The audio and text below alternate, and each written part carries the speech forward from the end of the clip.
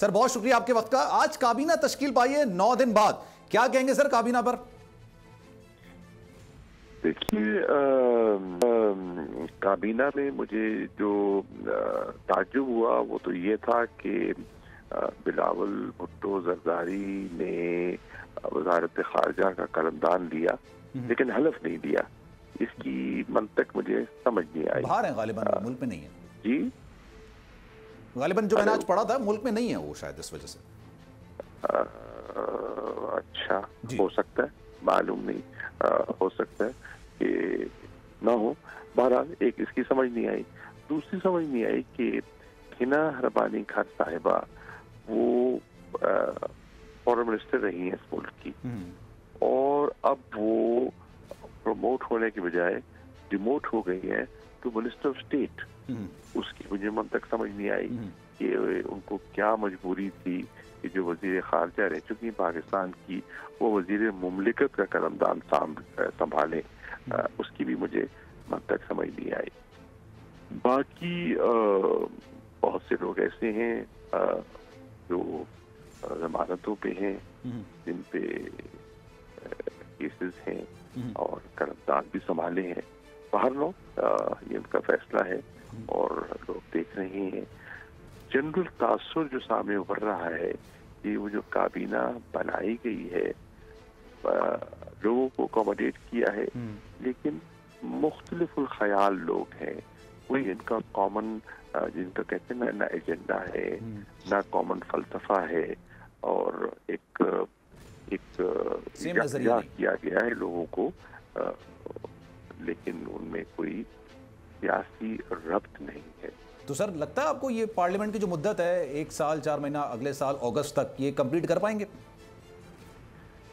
मैं समझता हूँ कि जो हालात बन रहे हैं मुझे तो मुश्किल दिखाई देता है, क्योंकि कोऑर्डिनेशन नहीं है। आपने देखा कि 9 दिन की मुसलसल जद्दोजहद और कोशिशों के बाद ये काबीना बनाई है। तो जो सेंसिटिव पॉलिसी मैटर्स है वो कैसे लेंगे, और नंबर 2, क्या लोग इस वक्त इस काबीना में इंटरेस्टेड भी हैं कि नहीं। मेरी नजर में तो लोग इंटरेस्टेड हैं नए इंतखाबात में। लोग इन पर एतमाद नहीं कर रहे। लोग समझते हैं ये जोड़ तोड़ करके लोगों को यकजा किया है किसी अरेंजमेंट के तहत, और ये अरेंजमेंट जो है ये देरपा ना होगा।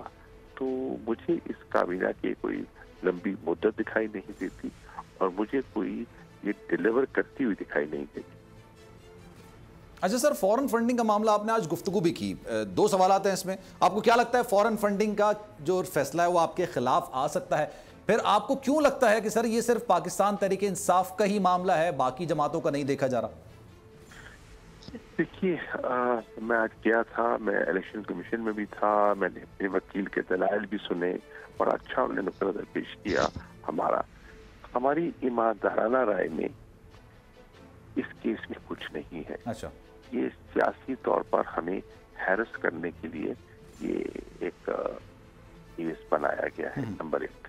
नंबर 2, अगर असूलन आपने अकाउंट्स चेक करने हैं और उसमें कोई हर्ज भी नहीं है, अच्छी बात है, तो सिर्फ ये इम्तियाजी सलूक तहरीके इंसाफ के साथ क्यों बढ़ता जा रहा है, जबकि अदलिया का फैसला था कि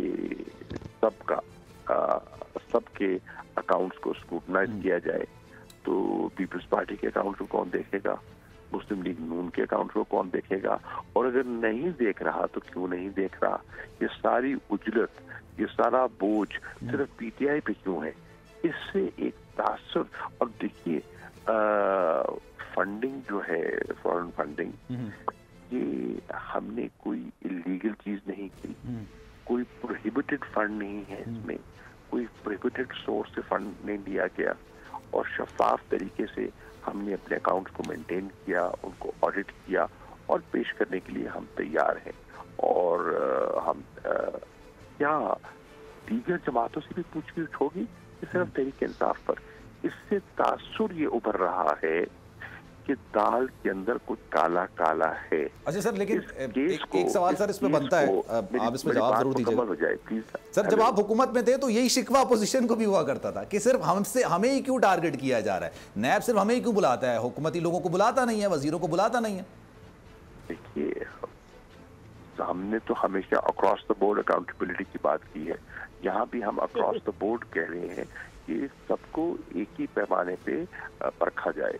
हमें इस पे कोई इतराज नहीं है, हम सवालों के जवाब देने के लिए तैयार हैं। और जितने सवाल उठाए थे, जितनी स्क्रूटनी कमेटी के क्यूआर्स बने थे, हमने हर सवाल का हमारी नजर में मुनासिब जवाब दिया है। लेकिन तासुर ये ऊपर रहा है, मैं आपसे शेयर करूं और आपके जरिए पाकिस्तान की आवाम तक पहुंचाऊं, ये एक कार्रवाई दिखाई जा रही है, फैसला हो चुका है और फैसला जो है वो तहरीके इंसाफ को कोई इसमें इंसाफ नहीं मिलेगा।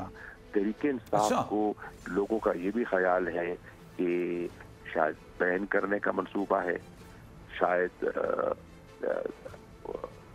खान साहब को हटाने का उन्होंने कराची के जलसे में बात बोली भी थी। खदशात हैं जो लोगों में बहस चल रही है और ये लोगों में खासा इख्तिलाफ है। ठीक है, सब्सक्राइब करें और बेल दबाएं ताकि कोई खबर रह न जाए।